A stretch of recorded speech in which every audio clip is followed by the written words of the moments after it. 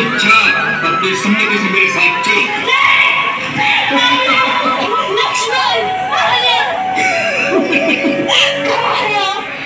मेरा लक्ष्मण! पुकारना, आ पुकार।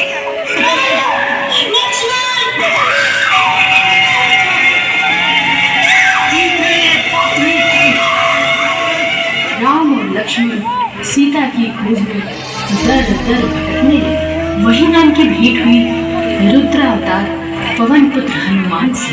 राम ने हनुमान को सीता की खोज हेतु दक्षिण की ओर रवाना किया।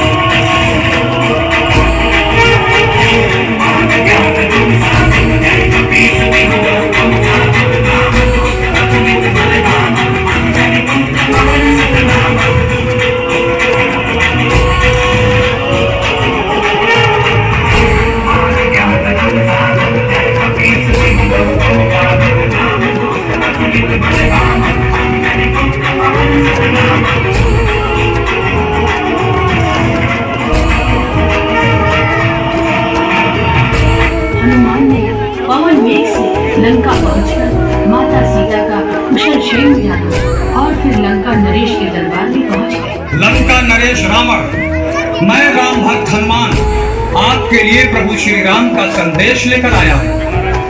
आप माता सीता को सादर श्री राम को लौटा दें। मेरे प्रभु अत्यंत दयालु और क्षमाशील हैं, वे आपको अवश्य क्षमा कर देंगे।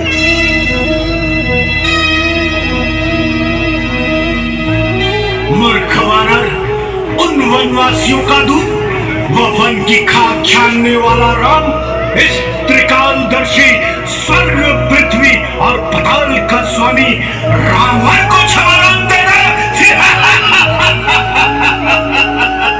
तो जाकर उन वनवासियों से कह दे, मैं सीता को वापस नहीं करूंगा। लंकेश, ऐसा विवेकहीन हट तुम्हारे सर्वनाश का कारण बनेगा। माता सीता का अपमान मेरे प्रभु सहन नहीं कर सकेंगे। इसीलिए अभी भी समय है, भगवान श्री राम से समझौता कर अपना और अपने कुल को विनाश से बचा लो। विनाश? लंकापति रावण का विनाश? अरे मूर्ख वानर, विनाश तो तेरा होगा। सैनिकों, वानर को अपनी पूंछ से अत्यंत प्यार होता है, इसकी पूंछ में आग लगा दो।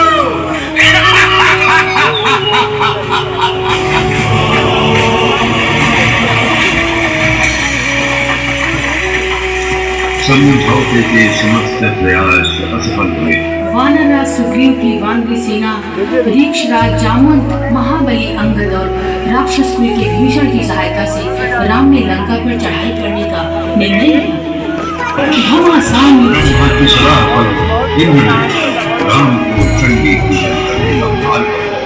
अश्विनी शुक्ल षष्ठी, सप्तमी, अष्टमी और नवमी को पूजा कर दशमी को देवी का शास्त्र विधि से विसर्जन किया। विभीषण ने भी बताया कि उनके चरणों में 108 नीलोत्पलों का समर्पण किया जाए। देवी फिर भी प्रकट न हुई। राम के असूर हनुमान के लाए 108 नीले कमल राम ने मां के चरणों में समर्पित कर दिए। परंतु ये क्या, वहां तो 107 ही कमल थे। देवीता में भी एक भी कमल शेष न थे। ये कैसी परीक्षा माते, अब कहां से लाऊं एक और कमल? तुम ही मार्ग दिखाओ मां। कोई बात नहीं, मुझे भी तो लोग नील पद्माक्षी कहते हैं, तो मैं अपना एक नयन ही मां जगदम्बे के चरणों में समर्पित कर दूंगा। मां, मेरी भेंट स्वीकार करो मां।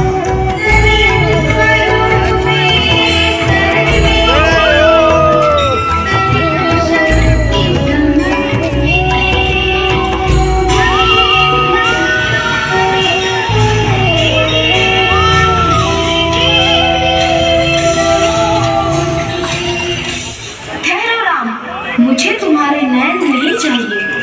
मैं तुम्हारी भक्ति से अत्यंत प्रसन्न हूँ।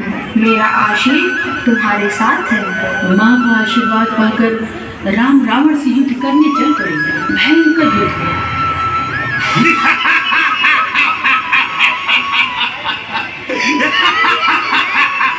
राम लौट जा। मुझसे युद्ध में तू कभी विजय नहीं होगा। क्यों अपने प्राण गंवाने आ गया? ये देख मेरे 10 सिर हैं। तू किस का वध कर पाएगा?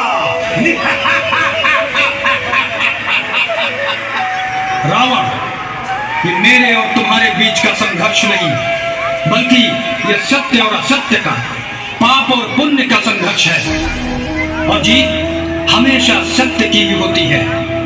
मेरे इन शक्ति बाणों से तू जीवित नहीं बच सकता।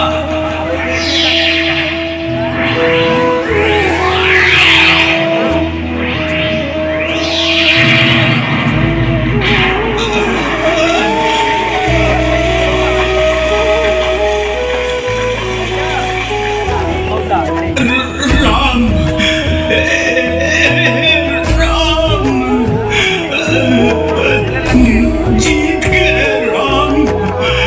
भक्तजन, त्रेता युग की ये कथा हमारे आराध्य प्रभु श्री राम के शौर्य का वर्णन करती है। नमस्कार, मैं योगी आदित्यनाथ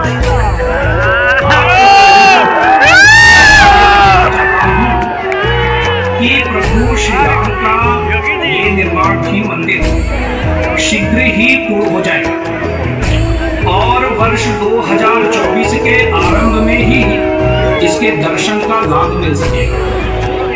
वर्षों तक उन्हें एक सुयोग्य भवन प्राप्त नहीं हुआ। उन्हें तिरपाल के बने टेंट में विराजमान रहना पड़ा। जहां उनका जन्म हुआ, जहां वो पले बड़े, वहां उन्हें टेंट में रहना पड़ा। परंतु सब दिन होत ना एक समान।